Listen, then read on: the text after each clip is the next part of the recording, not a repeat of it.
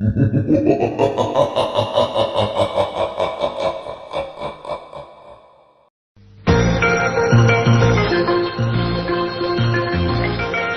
3, en la cadena SER, con Iker Jiménez.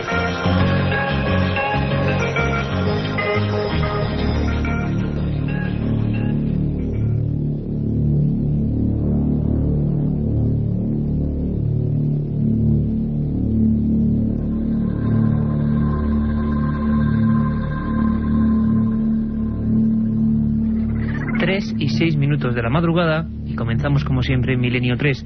Don Carlos Nicolás a los mandos técnicos de esta nave de misterio y radiodifusión y como siempre Katia Rocha, Carlos Barroso, Carmen Porter y este que os habla, Iker Jiménez.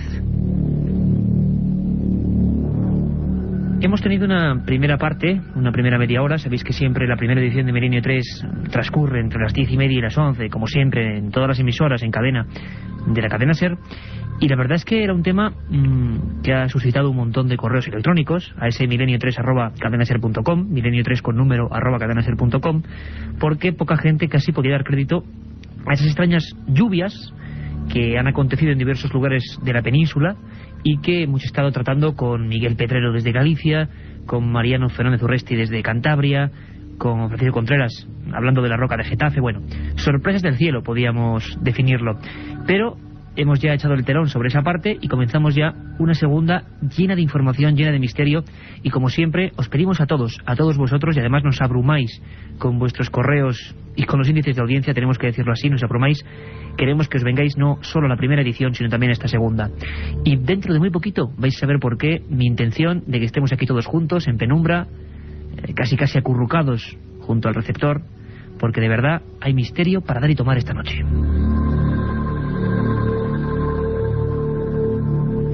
Todo parecía normal en una zona concreta de Valencia, en Follos, y al parecer diversos hechos misteriosos han arrojado inquietud, angustia en algunos de los testigos, ha arrojado un sinfín de preguntas. Follos, una pequeña y bella localidad del Levante español, donde parece ser que el misterio ha vuelto a vestirse de gala.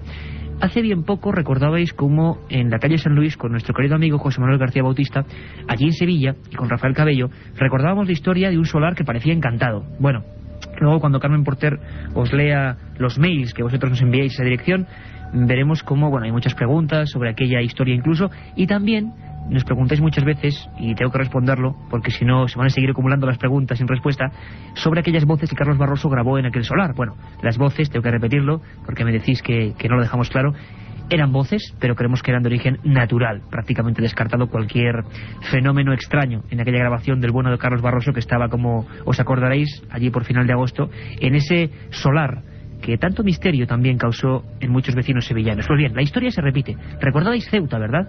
Allí Antonio Martín, nuestro corresponsal de la SER, fue el primero en sacar toda la información, en hablar con los testigos y en tenerlos aquí. Bien, pues ahora, pues como en un macabro juego, se repiten los fenómenos y casi las personas, vigilantes jurados, policías, que han asistido al fenómeno.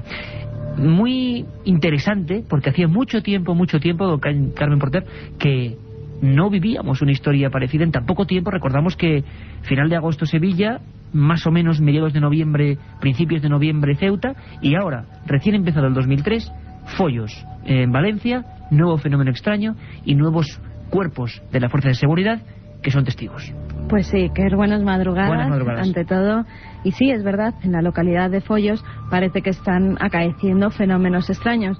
Se trata además, en este caso, de una fábrica de válvulas, y al parecer no es de ahora, sino que desde hace 20 años se vienen produciendo pues movimientos, ruidos, según dicen varios de los vigilantes, que incluso 3 de ellos se han dado de baja porque no quieren se han dado de baja ellos. Se han dado de baja, y la agencia que los contrató lo ha atestiguado, ha emitido un informe oficial diciendo que es cierto que los 3 se han dado de baja por un shock tremendo que tuvieron al ver, al parecer, una figura fantasmal y al oír unos extraños y misteriosos sonidos. Carmen Porter y este que os habla y don Carlos Nicolás estamos en este estudio 1 completamente solos, un estudio, por cierto, gigantesco. A ver si dentro de poco empezamos a hacer programas incluso con público y también en diversas ciudades de España para que estéis con nosotros, pero os aseguro, no sé si la radio es capaz de transmitir esto, pero que empieza a ver aquí la sombra de la inquietud.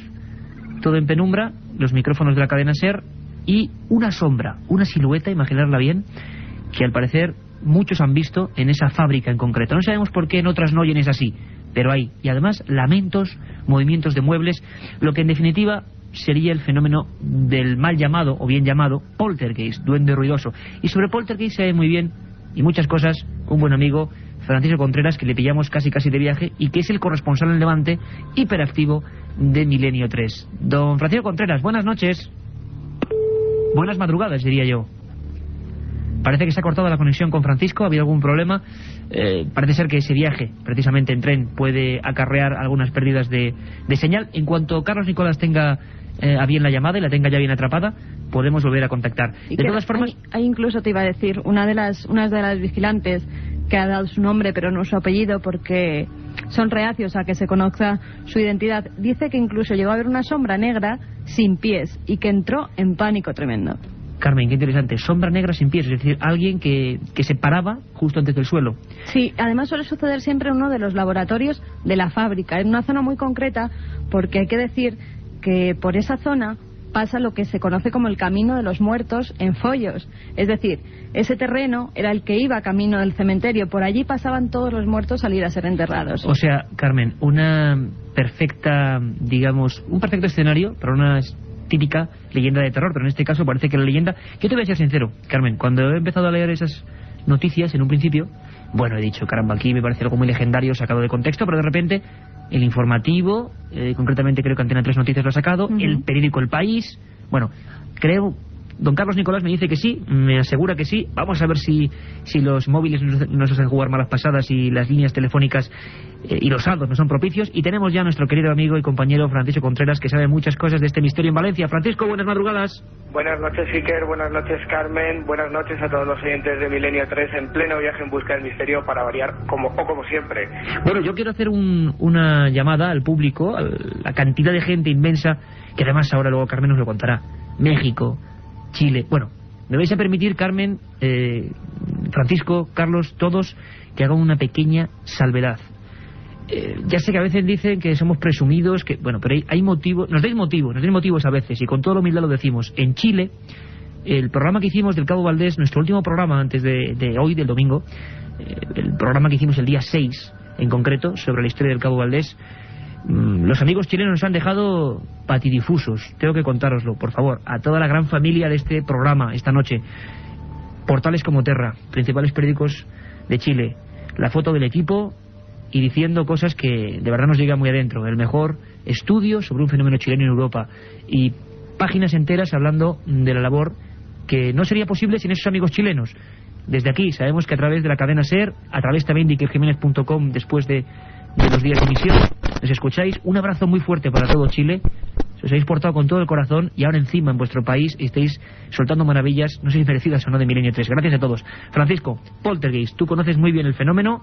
¿Qué está pasando en esa fábrica de follos? Bueno, de momento no sabemos cómo etiquetarlo. Yo no sabría decirte, con los datos que tiene Milenio 3 ahora recabados, si es un poltergeist o se trata de un caso de embrujamiento o zona maldita, como ya fue. ¿Zona maldita? ¿Te atreves incluso a adentrar por esos términos, Fran? Sí, te cuento rápidamente.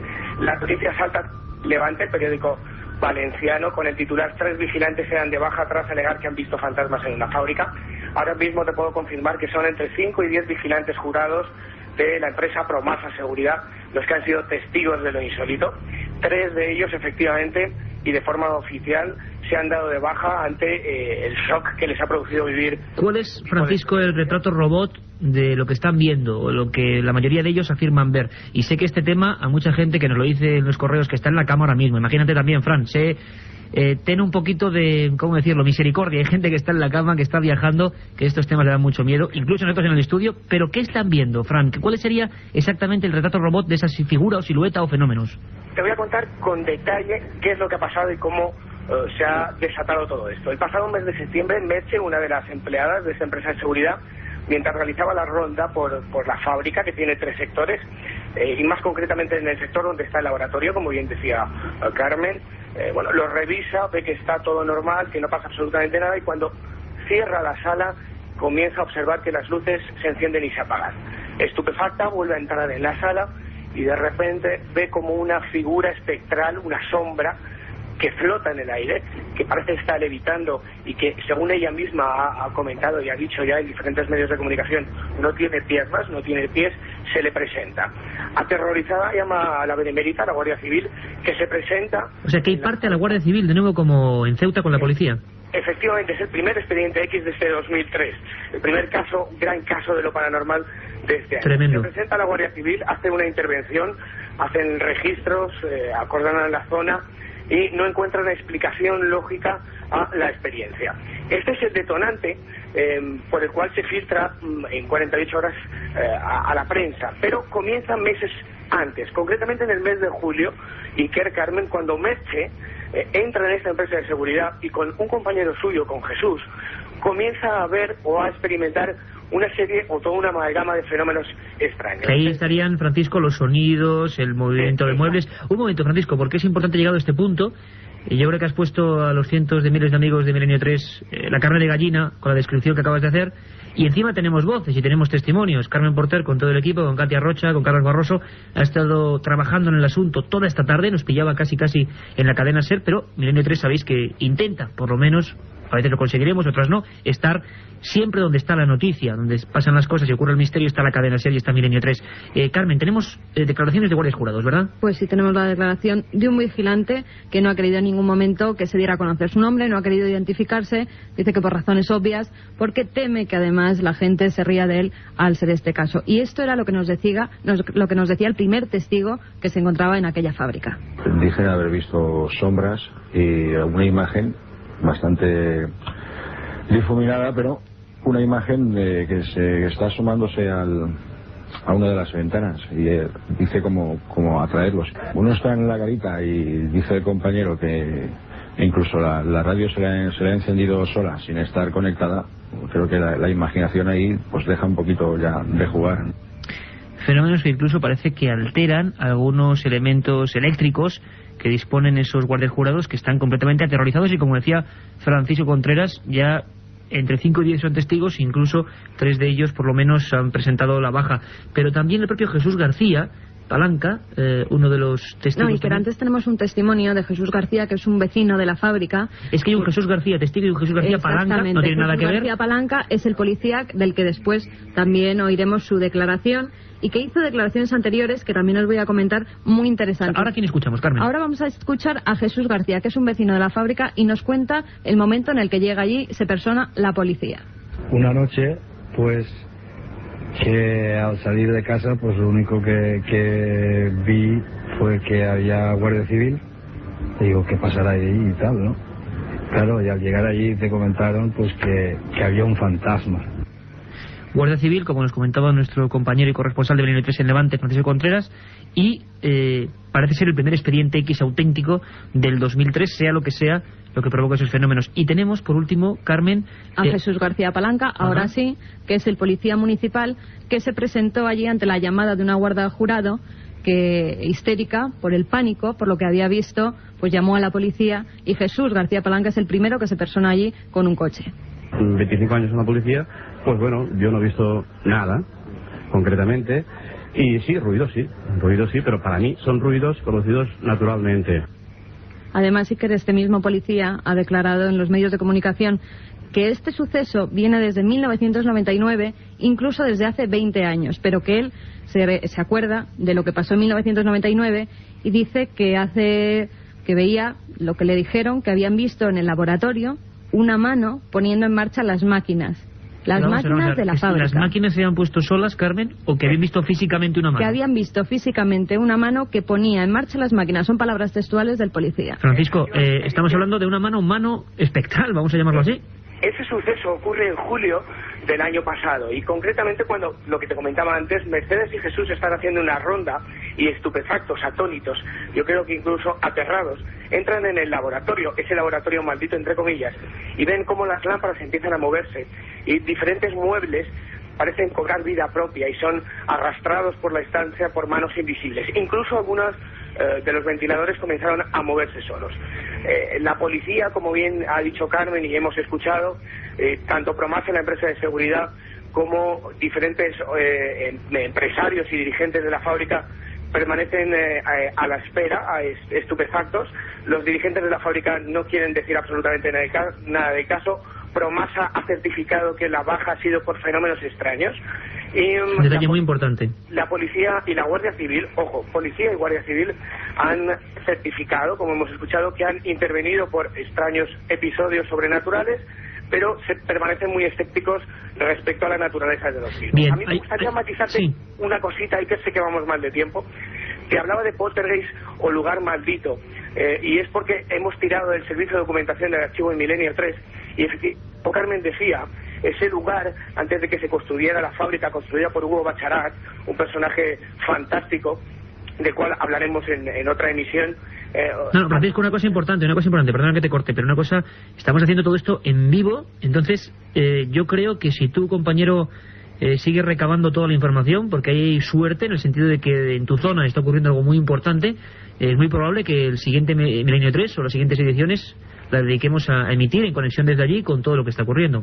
Hombre, y estoy adelantar, pero la intención que tengo y que tenemos, y que Milenio 3 trabaja así, es estar allí y que sean los propios oyentes los que vivan el misterio como nosotros, ¿no? Pues Francisco, tenemos algún problema de recepción en el móvil, te dejamos descansar, pero entre amigos, por supuesto, la orden, entre comillas, de recopilar toda la información, estar al cabo de la calle como tú haces siempre, compañero, sacar esos documentos. Parece que lo que yo, humildemente os lo digo, lo que a mí en un principio me parecía un cúmulo de habladurías, o bueno, que no había nada de base, parece que sí, que incluso hay una empresa que certifica esas bajas por fenómenos extraños, y que hay cosas como hacía mucho tiempo que no se describían, esas figuras en pies o esa mano espectral. Gracias, compañero Francisco, e intentamos, con todo lo que tú consigas, estar en Valencia y hablar desde allí con todos los datos. Carmen. No oíamos muy bien a Fran, pero ha dicho un nombre, Hugo Bacharat, y precisamente es pues al que le dan el que puede ser el presunto fantasma, si es que este existe. Es el difunto del promotor del polígono industrial La Yutera, que es donde se encuentra el edificio, esa fábrica de válvulas hoy en día. Entonces se cree que el espectro, el fantasma de Hugo Bacharat, puede ser el que provoque todos estos fenómenos. ¿A ti te parece, Carmen, que si todo esto, si Francisco consigue más documentos, si vosotros, todo el equipo, nos ponemos a trabajar, puede ser un tema impresionante, porque parece que la Guardia Civil, que la policía, de alguna forma está siendo testigo? Sí, además ha habido alguna muerte más extraña por la zona. Nos documentaremos y haremos un especial, ¿te parece? Fenomenal. Perfecto trabajo, Carmen Porter, don Francisco Contreras, al que le hemos tenido que dejar y seguir el viaje. Seguro que desde ya, desde las 3:23, conociéndolo como lo conocemos, se pone a trabajar en busca del misterio, y la semana que viene, aquí, lo mejor. La otra realidad. Fenómenos extraños. Misterios sin resolver. Milenio 3. En la SER. Aparte de gozosos, dolorosos, gloriosos, los misterios de la Iglesia son sorprendentes e inexplicables. La periodista Carmen Porter te ayuda a desvelarlos en Misterios de la Iglesia, una obra que saca a la luz los episodios más impactantes del fenómeno religioso. Exorcismos, apariciones, cuerpos incorruptos, estigmas. Misterios de la Iglesia, de Carmen Porter, publicado por Editorial Edad. Milenio 3. Periodismo de lo desconocido. En la SER. Don Carlos Nicolás, nuestro compañero, que siempre a estas horas está aquí en la nave del misterio, con los mandos, me mira con cara tan aterrada como tenemos nosotros, porque, hombre, esa descripción de una mano, que no es única. Yo estoy recordando un caso, ocurrió en Daquelia, en Chipre, en una instalación militar. El testigo era un soldado, y lo que vio era medio cuerpo, con el pelo enmarañado, o sea, una figura, una persona. Yo siento contar estas cosas a estas horas, pero es así, que subía, como si tuviera piernas que no se veían, los peldaños de la escalera, y estuvo a punto de ametrallar esa figura. Daquelia, Chipre, 1968. Imágenes de lo absurdo. Intento ponerme, no sé vosotros, amigos oyentes, en la imagen, en la situación de esa persona que ve una mano realmente en el laboratorio, que ve esa figura sin pies. Nada de lo que ocurre en el misterio, sea lo que sea, es casual. Siempre hay fenómenos concomitantes, que en diversos puntos del planeta han sido exactamente iguales, idénticos. Por lo tanto, parece que algo pasa. No sabemos qué es, pero algo pasa. Bueno, todos estos misterios ocurren no ahora, a pesar de que el 2003 nos trae agradablemente sorpresas como esta, sino desde tiempos remotos. Y cuando se dice en este programa tiempo remoto, ahí está Nacho Ares, director de la revista de arqueología, con esa magnífica historia perdida. Esta vez nos lleva hasta China, donde han aparecido unas momias distintas.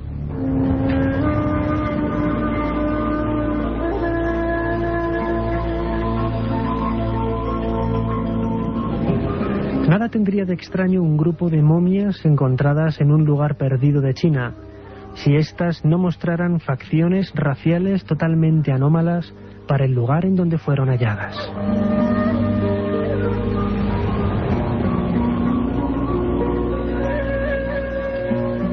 El descubrimiento de casi un centenar de momias con rasgos caucásicos en este país oriental y con una antigüedad que supera los 4000 años ha hecho tambalear los pilares más sólidos del origen de la mítica cultura amarilla, además de replantear incluso los orígenes de las primeras poblaciones de América.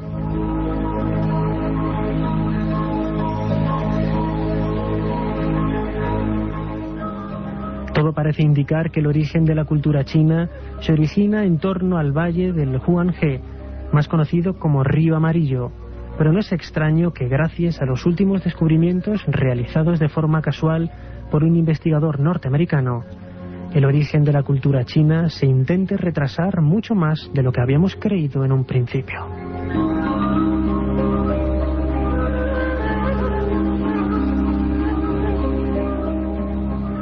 En 1987 el investigador Victor Mer paseaba de forma rutinaria entre las salas del Museo de la ciudad de Urumqi, en la región de Xinjiang. Nada había de nuevo en las salas repletas salvo un grupo de 3 momias que habían sido datadas entre el 2500 y el 300 a.C.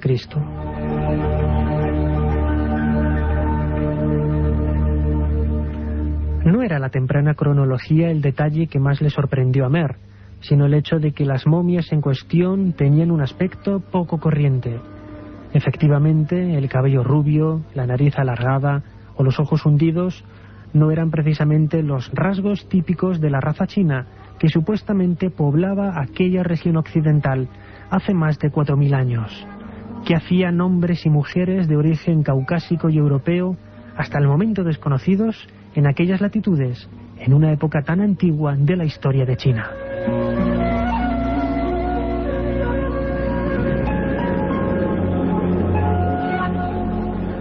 El hallazgo para nada debía de considerarse como algo casual, ya que, como pudo comprobar el profesor estadounidense, no se trataba de un grupo reducido de momias, sino que éstas llegaban al centenar. El estado de conservación era extraordinario, circunstancia que facilitó al profesor Mer el estudio de los cadáveres y la rápida identificación de los mismos.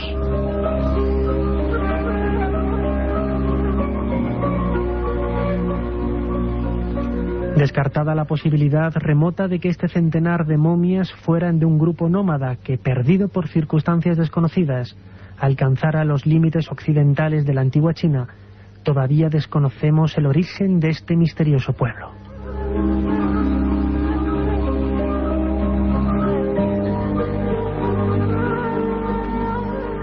Ya sea o no la prueba de crecientes relaciones comerciales datables en el alba de la historia de China, quizás lo más llamativo de todo son las conclusiones que los investigadores comienzan a extraer. La vieja teoría que pretendía demostrar que el origen de la civilización china estaba basado en un substrato original e independiente, sin influencia exterior alguna, comienza a desmoronarse como un gigante con pies de barro.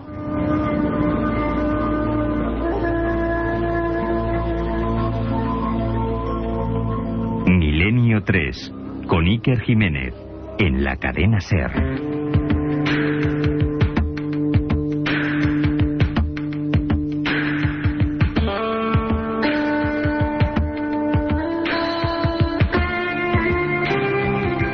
Tremendo, don Nacho Ares, director de la revista de Arqueología y director todas las madrugadas del domingo, cuando más o menos dan las 3:30 como ahora, de la historia perdida. No perdáis ese término, historia perdida.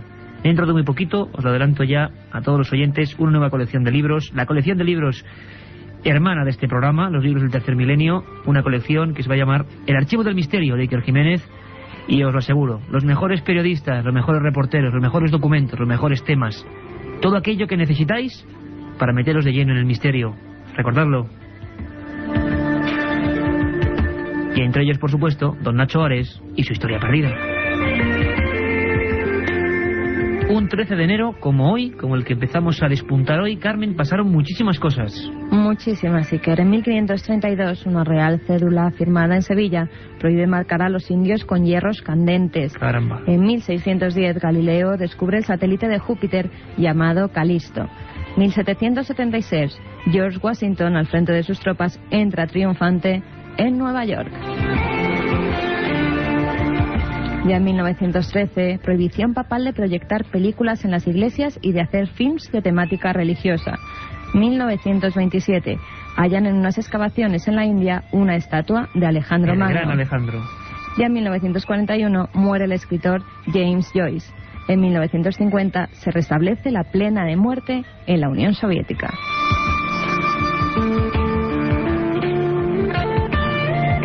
1961, un equipo de médicos dirigido por el italiano Daniel Petrucci logra varias fecundaciones de óvulos humanos en una probeta. Y por último, en 1993, acuerdo en París para la prohibición de armas químicas.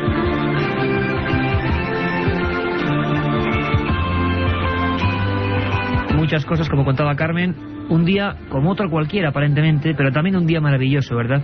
Un día, amigos oyentes, que nunca se volverá a repetir en el resto de nuestras vidas. Así que aprovechadlo y disfrutadlo. Nosotros lo hacemos a veces, en este equipo, leyendo, abriendo nuestros viejos libros, abriendo las viejas historias que se esconden en cada uno de ellos. Siempre elegimos un libro nuevo. Al decir nuevo decimos que más o menos se puede encontrar, y un libro incunable, uno de esos que si lo veis en algún sitio no dudéis en comprarlo, tiene el conocimiento. Así que con el permiso de nuestro compañero Carlos Nicolás, abrimos ahora mismo la puerta de la biblioteca de Milenio 3. La biblioteca de Milenio 3.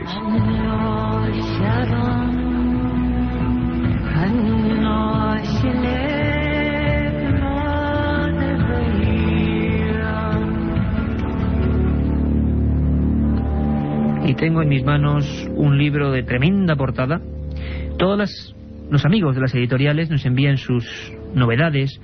Los amigos que se están metiendo editores, que hay muchos también y a los que les deseamos la mayor suerte del mundo, bueno, pues también nos envían sus novedades, sus trabajos. Hombre, hay que decir que este libro que tengo yo, no, este lo he comprado en una librería hace bien poco, porque pues también amigos de Martínez Roca, parece que a veces, bueno, pues tardan en los repartos, no podemos hacer nada, porque yo no podía esperar a este libro, Los enclaves templarios, de Juan García Atienza. Así que ya saben los amigos de Martínez Roca también, que si pueden enviarnos más, pues serán muy bien recibidos, por ejemplo, para sortearlos entre nuestra gente. Y ya fuera de bromas o de simpatías a estas horas de la madrugada, que igual no son muy bien aceptadas, Los enclaves templarios, Juan García Atienza, guía de la mágica orden en España. Bueno, un trabajo, pues como todos los de Juan García Atienza, exhaustivo, excepcional, pero Atienza nació en el año 30, lo comenté en alguna ocasión con su diario de alquimia, tiene algunos trabajos en el cine y en televisión casi malditos, y en el año 77 hizo su primer libro, Los Santos Imposibles. Bueno, a partir de ahí una trayectoria de más de 60 libros impresionantes. Pero si algo se le podía achacar a Atienza, o la gente achacaba, o incluso yo mismo podía decirlo, es que a veces era duro de leer, era para gente bastante erudita, era un hombre auténticamente sabio. Pues bien, en este libro de verdad, rememorando la esencia de obras inmortales ya, como Guía de la España Mágica, que hizo que miles de personas andaran los caminos de otra forma, Guía de la España Mágica, la misma editorial que en aquella época, Martínez Roca, le saca Los enclaves templarios, punto por punto, pueblos como el Cañón del Río Lobos, San Saturio, pueblos como Malpica, pueblos como Monreal de Ariza, Monfragüe en Cáceres, como no, Fregenal de la Sierra, los auténticos enclaves donde esta orden, de la que un día hablaremos mucho, largo y tendido, tuvo sus fortalezas y dejó su leyenda, los templarios, los monjes y guerreros. De verdad, una aproximación a esta orden en España, no hay otra mejor. Juan García Atienza, Los enclaves templarios, guía mágica de la orden en España. Y después de esta bonita noticia de que haya libros como este a la venta ahora mismo, aunque los libros de verdad es tremendo, pero en apenas unos meses desaparecen de los estantes. Eso le pasó a una pequeña joya, o gran joya por el tamaño, que trae Carmen Porter.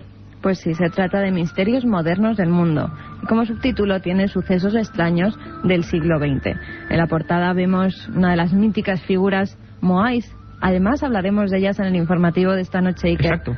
Porque se ha producido una gran polémica que luego comentaremos a los oyentes. Los autores de esta obra son Janet y Colin Bord y la editorial es Plaza y Janés. Yo, como siempre, rescato unas palabras, en este caso de los autores, que nos dicen: todo nuestro mundo está lleno de fenómenos extraños y de criaturas misteriosas. En este libro ofrecemos una guía exhaustiva de todo lo inexplicado que subsiste en el siglo XX.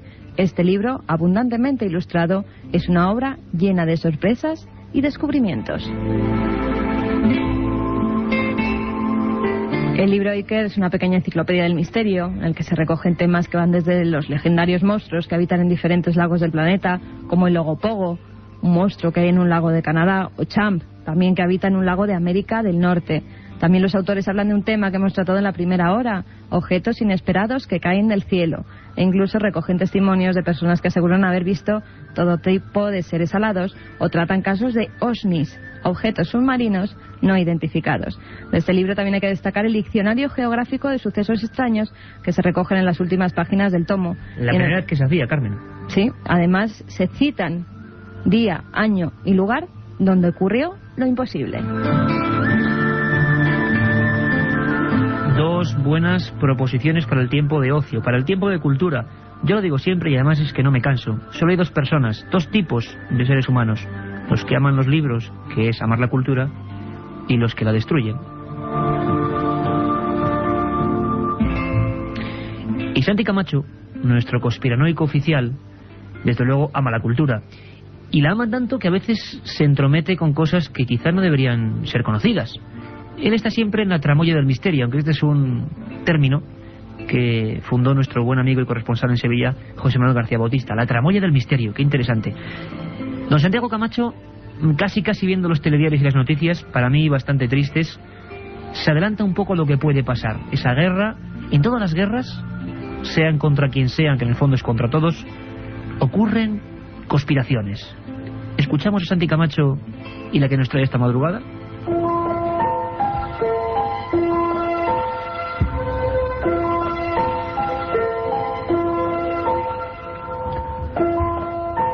Vientos amenazantes de guerra vuelven a soplar sobre Irak.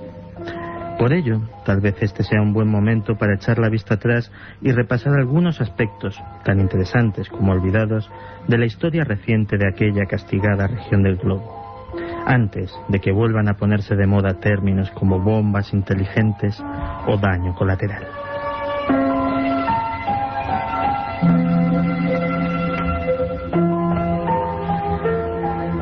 Por ejemplo, se ha olvidado que si el régimen de Saddam se convirtió en su momento en una potencia militar de cierta consideración, fue gracias en gran parte a la ayuda de los Estados Unidos y las potencias occidentales, sumamente complacidos ante el hecho de que al integrismo islámico de los ayatolás de Irán le hubiera salido un correoso enemigo dispuesto a hacerles la guerra hasta el último hombre.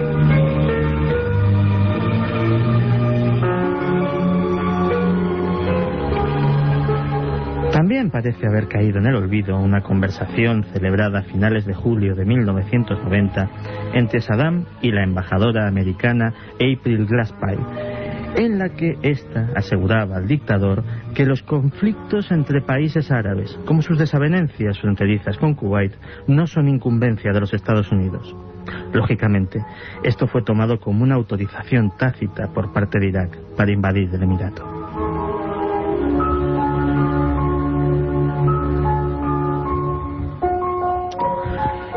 Con estos precedentes no es de extrañar que la Guerra del Golfo fuera uno de los más vergonzosos episodios de censura periodística de la historia.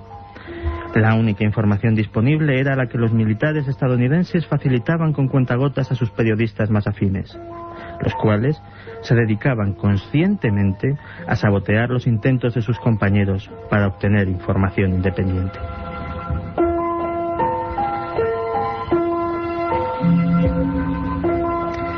Se trataba de vender la falaz idea de que las armas norteamericanas no se estaban utilizando para matar, sino para salvar vidas.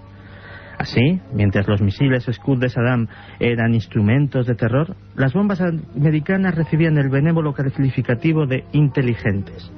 Mientras las escasas ofensivas iraquíes eran planificadas masacres, los bombardeos estadounidenses eran acciones quirúrgicas.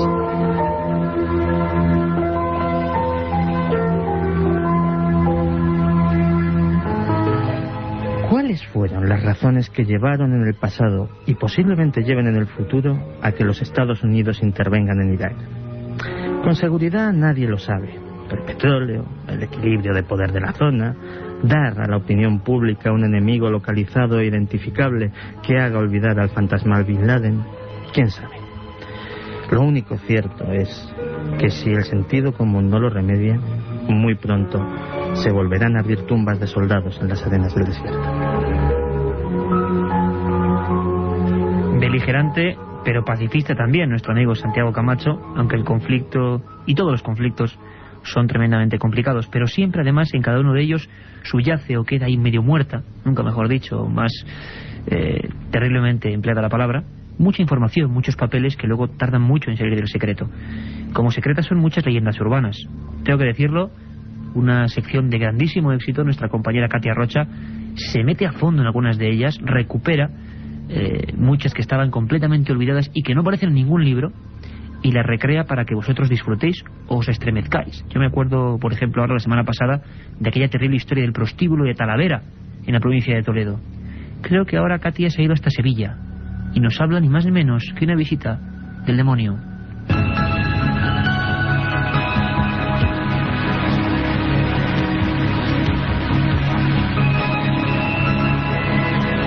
En la ciudad de Sevilla, hace tiempo, un médium advirtió alertando a todo el pueblo que el demonio iba a inundar la ciudad y que el mar llegaría a Sevilla. Muchos creyeron la premonición, pero también hubo muchos escépticos, aunque por si acaso todos se pusieron de acuerdo y decidieron construir un faro para que los barcos no chocasen y proteger así la bella ciudad hispalense. Al tenerlo construido, una familia empezó a vivir allí para cuidar del faro. La familia estaba formada por un matrimonio y sus 3 hijos. Pasó el tiempo y el nuevo farero y su familia eran objeto de burlas por parte de muchos sevillanos, ya que el agua no llegaba nunca. Una noche, mientras dormían los padres, se despertaron, sobresaltados por un grito procedente de la habitación de sus hijos. Cruzaron el pasillo a toda prisa y al llegar al dormitorio vieron a todos los pequeños durmiendo, menos a la hija mayor. La buscaron por toda la casa y no la encontraron, pero al asomarse a la ventana vieron que su hija estaba en el suelo muerta, pues se había tirado por la ventana. En la frente tenía una cruz invertida, de la que a pesar de estar muerta no dejaba de brotar la sangre.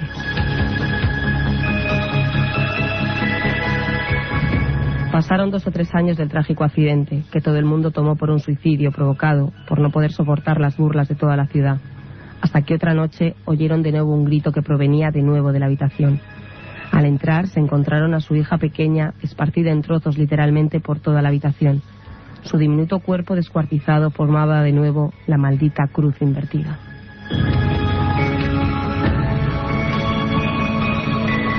Después de todo lo ocurrido y de que las investigaciones de la policía no llegasen a culpar a nadie, ni siquiera a encontrar a ningún sospechoso, trataron de abandonar la casa del faro e irse lejos. Pero el contrato y compromiso que había adquirido el farero con la ciudad sevillana era de por vida, y no tuvo más remedio que quedarse a pesar de las desgracias acontecidas con 2 de sus 3 hijos. Cuando parecía que la situación se tranquilizaba, la noche de San Juan, la familia estaba durmiendo cuando de repente se oyó otro grito. La diferencia es que esta vez el grito provenía de fuera, y cuando el padre se asomó, vio en la punta de la lanza del faro atravesada a su mujer. La sombra que producía en el suelo esta imagen era de nuevo la terrorífica cruz invertida. Todos pensaron que fue un suicidio por el dolor insoportable de haber perdido a sus hijos y tener que vivir en esa diabólica casa, pero tampoco nadie podía asegurarlo. En la ciudad ya se hablaba de la maldición del faro.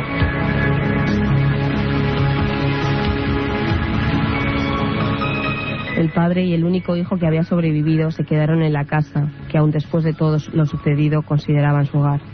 Cuando Ricardo, el hijo pequeño, tenía ya 17 años, entró en coma, y su padre, muy apenado, no se separó de él ni para comer. Una noche, cuando el farero fue a su casa por ropa y a descansar un rato, escuchó voces y risas en el salón. Se acercó y pudo ver un cuadro de su familia, que el alcalde de Sevilla mandó pintar como regalo de la ciudad al farero y su familia. En el cuadro toda la familia conversaba animadamente. Solo faltaba él, que permanecía serio e inmóvil mientras sus 2 hijas muertas y su esposa parecían dar la bienvenida al hijo varón. La firma del autor del cuadro no era otra que la maldita cruz invertida. Enseguida el farero comprendió que su hijo había muerto. Llamó al hospital y así se lo confirmaron. El pobre hombre, desolado, subió a lo más alto del faro y desde allí se lanzó al vacío para poder así reencontrarse con su familia. Antes de saltar, vio como en las palmas de sus manos tenía 2 heridas con forma de cruz invertida, que él no recordaba haberse hecho.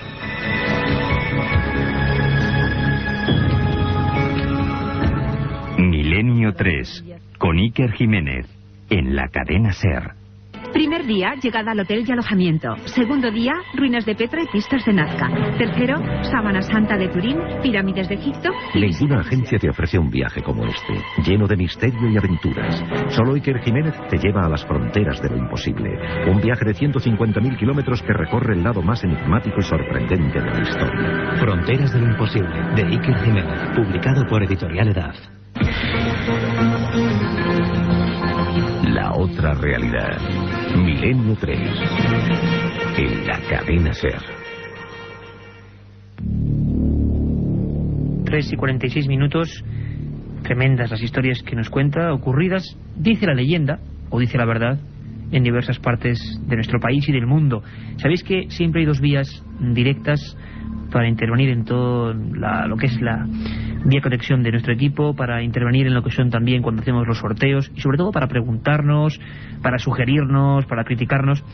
Siempre hay una cosa que hacemos, aparte de repetir milenio3@cadenaser.com, y también ese contestador 915324532, 915324532, que además tiene la misma preferencia siempre que lo que son los mensajes. Siempre, como decimos, hay una cosa importante, que es la pregunta que elegimos, porque son muchísimas las que llegan. Elegimos una siempre, Carmen, para intentar de alguna forma bucear en los archivos, en nuestras investigaciones, y como siempre digo, intentar dar una respuesta o acercarnos a ella. Esta vez hemos elegido la de Óscar Santiago Rey, que nos escribe desde Pamplona y nos dice: hola, equipo de Milenio 3, sigo vuestro programa desde hace un tiempo. Uno de los programas que más me ha impresionado es el del denominado Caso Valdés, y nos pregunta: ¿el caso del Cabo Valdés podría ser una de las muchas maniobras de los gobiernos para desacreditar el fenómeno OVNI? Pruebas de gobiernos. Esto se puede entender en muchas perspectivas, ¿no? Se supone también, y esto nos ha contado muchas veces, que en ocasiones servicios de inteligencia, servicios militares, que han hecho muchas cosas, buenas y malas, han intentado trabajar en el fenómeno OVNI o hacer creer a personas que eran víctimas del fenómeno OVNI. Esto lo denunció un astrofísico y escritor muy importante, Jacques Vallée, y sobre todo lo hizo en torno a un caso que ya está repleto y sepultado por el olvido. Vamos a recordar en esta respuesta al oyente qué contaba Vallée, qué tenía que ver con los servicios de inteligencia o el gobierno, y por qué se hablaba de un ovni y de un hombre secuestrado aparentemente por ellos.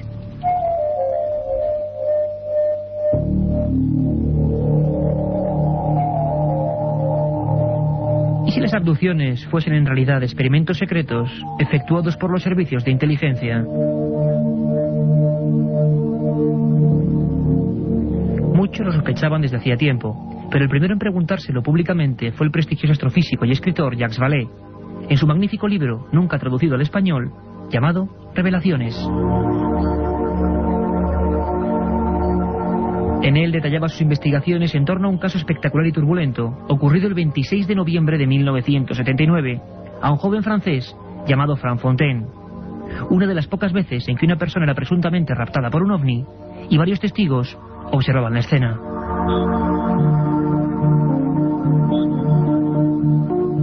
Fontaine cargaba su viejo Ford Taunus de ropa junto a Salomon Diaye y Jean-Pierre Prévost, con el objeto de trasladarla hasta el cercano rastro de Guisors. Eran casi las 4 de la madrugada.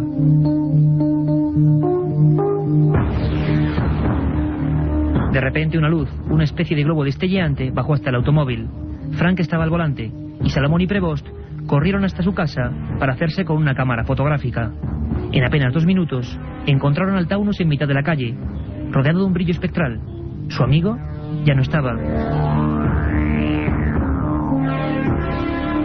Durante 7 largos días, toda la gendarmería francesa de la población parisina de Cergy-Pontoise y todos los periódicos europeos, incluidas cabeceras tan prestigiosas como Times, Le Monde y el Corriere de la Sera o El País, se hicieron eco del que llamaron encuentro en tercera fase más impactante del mundo. Una semana después, sin saber cómo ni de dónde regresaba, Frank se presentaba en la puerta de su amigo Salomón Dialle. No recordaba nada. Para él estaba en el mismo instante en el que la luz apareció. La gendarmería, encabezada por el comandante Cocherot, negó la posibilidad de que Fontaine estuviese escondido en lugar alguno. Los 3 testigos tenían infracciones pendientes con la justicia y era incomprensible que se inventasen aquella historia para llamar la atención. Y lo más importante, ¿en qué lugar había estado Frank todo ese tiempo? Durante años el protagonista de esta triste historia fue recordando retazos de aquel tiempo perdido. Una camilla, una luz, unas esferas que hablaban, pero ni rastro de seres extraterrestres.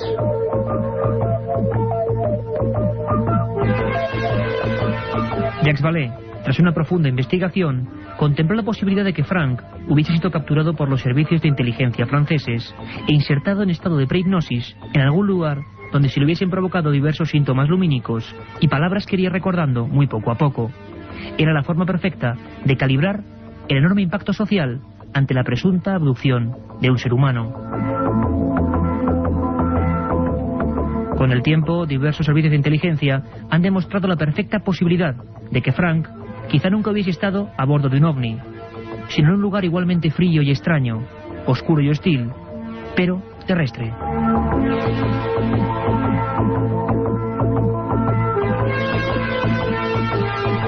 Un viaje en busca del misterio. Milenio 3, en la SER.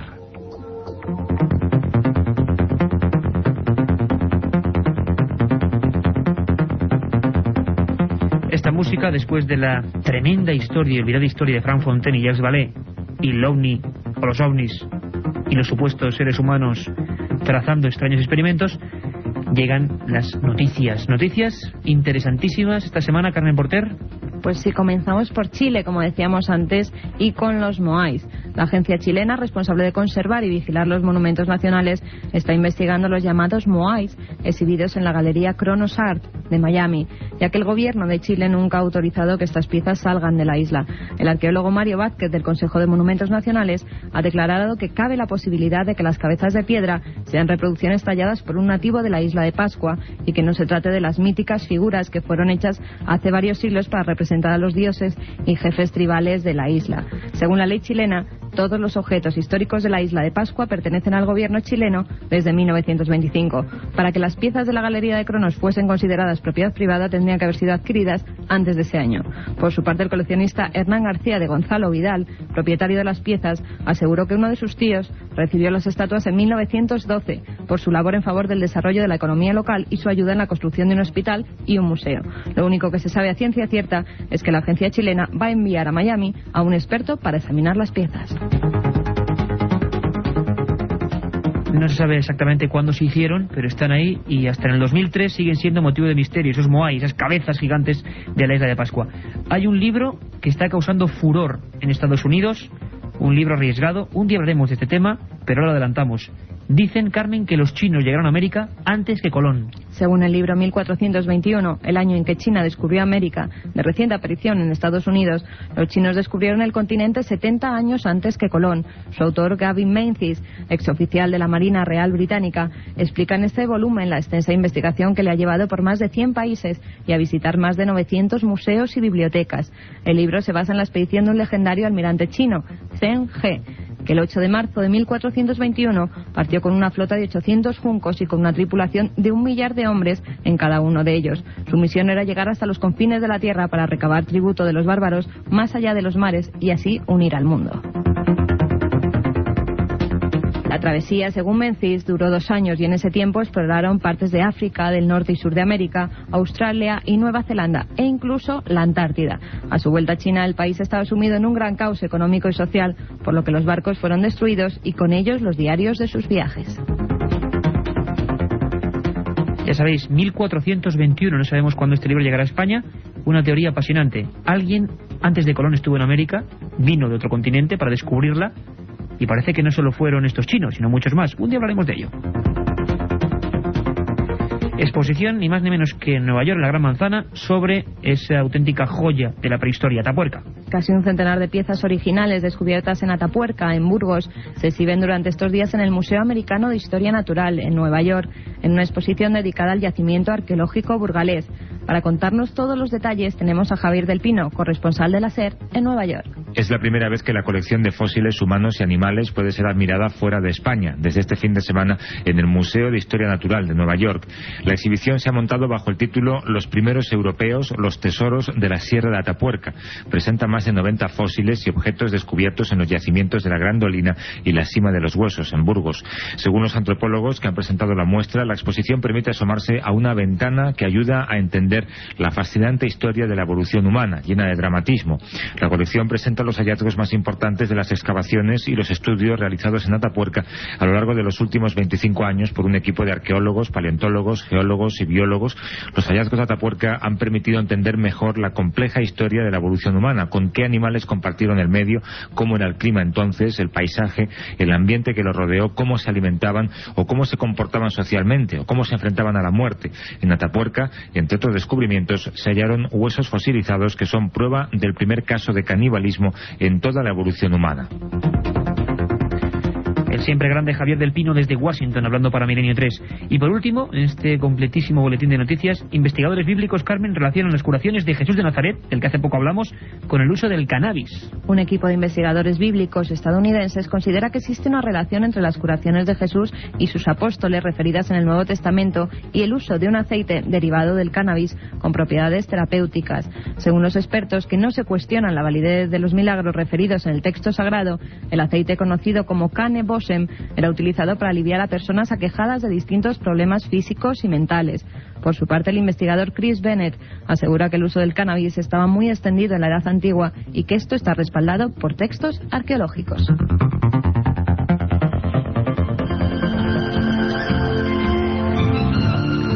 Noticias sorprendentes, ¿verdad que sí? En Milenio 3, el cannabis y Jesús de Nazaret. Vaya relación más explosiva, cuando menos.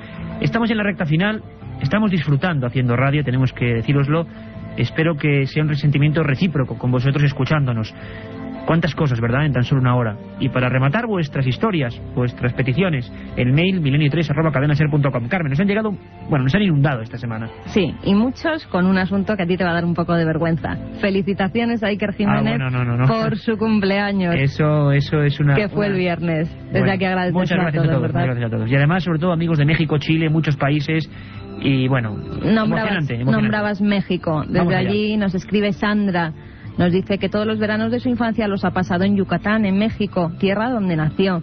Siempre me han interesado los fenómenos paranormales y quisiera saber si Yucatán se considera un punto caliente. Bueno, pues el más caliente casi de México. Esperamos un día estar allí y te prometemos un programa sobre los grandes misterios mexicanos, incluso también de los conquistadores españoles que fueron a México y que vivieron en sus carnes fenómenos paranormales.